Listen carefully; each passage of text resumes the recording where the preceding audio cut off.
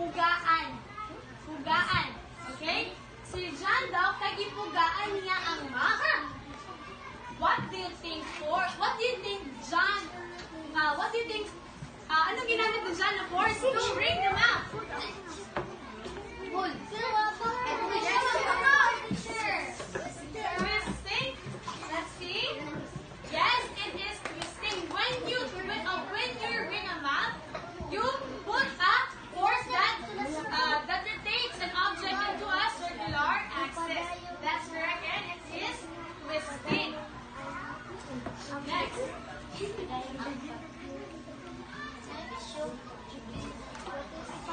Okay, this one. Please read. What is this applying force that reflects an object? Please read again. Hindi nagsabay-sabay. 1, 2, 3, go. What is this applying force that curves or flexes an object?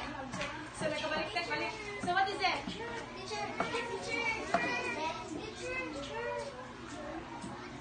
Yes. Bending. The one that naka-pink.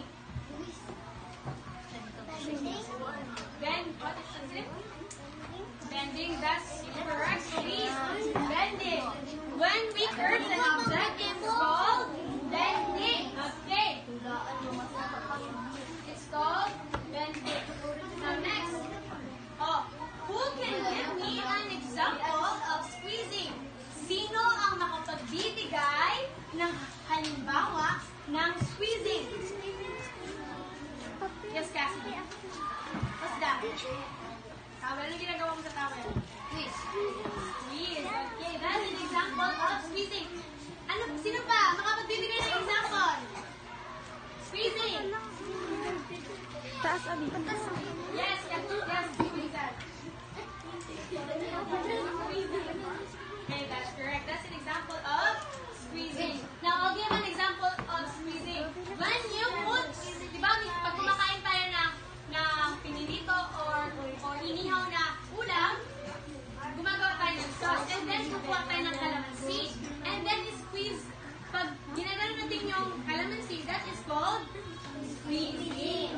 Now, dahil alam niyo na or magaling na kayo, let's do an activity. Do you want that? Yes! Do you want an activity class? Yes! Because nag-participate ang lahat, I will give a pinakbet clap to everyone. Yes and clap? Alam niyo ba kung ano yung pinakbet clap? No! Pinakbet one. Okay, I'll give score. Pinakbet clap goes like this. 1, 2, 3. Na pa. 1, 2, 3. Bet. The bet. 1, 2, 3. Pinakbet. Okay, 1, 2, 3, go!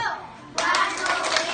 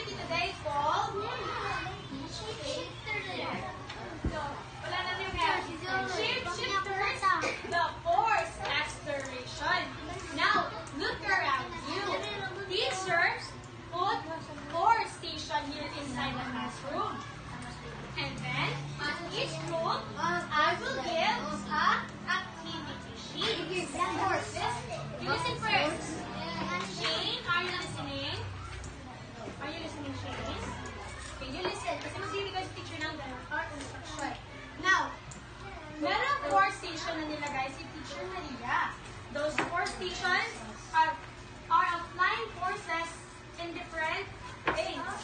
Ngayon, I will give each group a activity sheet. So here in the materials, you will see anong materials ang ginamit nyo while doing the activity. For an example, in squeezing, anong ginamit nyo na?